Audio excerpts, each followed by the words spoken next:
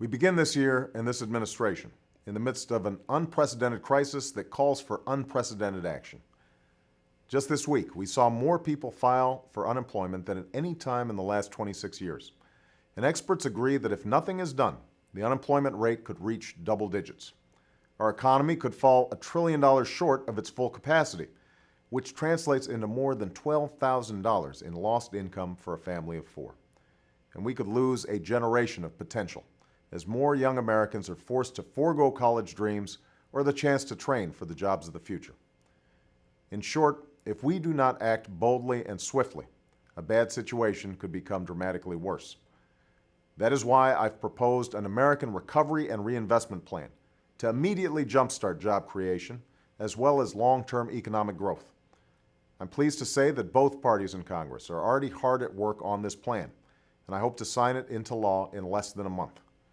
It's a plan that will save or create 3 to 4 million jobs over the next few years, and one that recognizes both the paradox and the promise of this moment.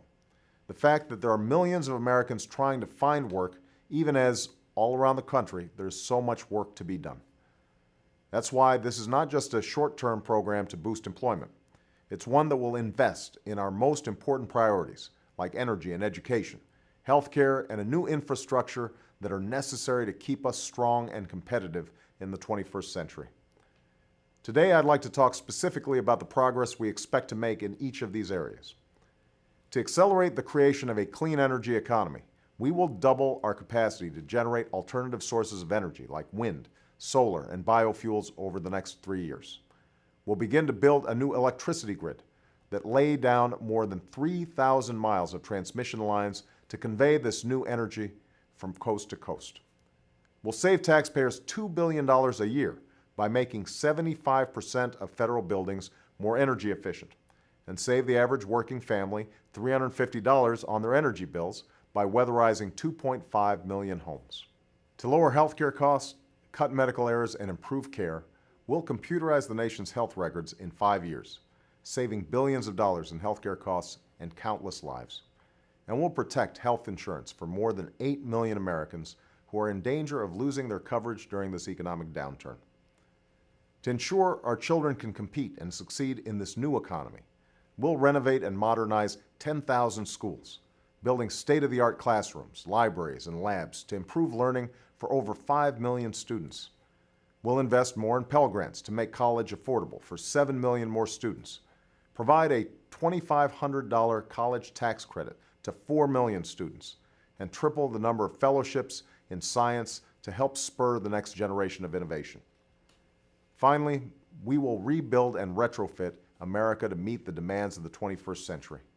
That means repairing and modernizing thousands of miles of America's roadways and providing new mass transit options for millions of Americans. It means protecting America by securing 90 major ports and creating a better communications network for local law enforcement and public safety officials in the event of an emergency. And it means expanding broadband access to millions of Americans so business can compete on a level playing field wherever they're located.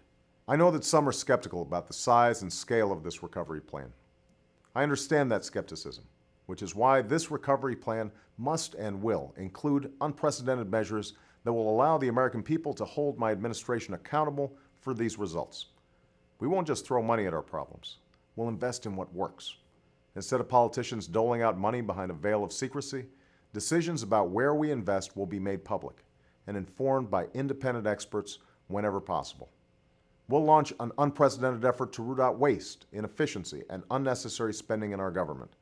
And every American will be able to see how and where we spend taxpayer dollars by going to a new website called recovery.gov. No one policy or program will solve the challenges we face right now, nor will this crisis recede in a short period of time. But if we act now and act boldly, if we start rewarding hard work and responsibility once more, if we act as citizens and not partisans and begin again the work of remaking America, then I have faith that we will emerge from this trying time even stronger and more prosperous than we were before. Thanks for listening.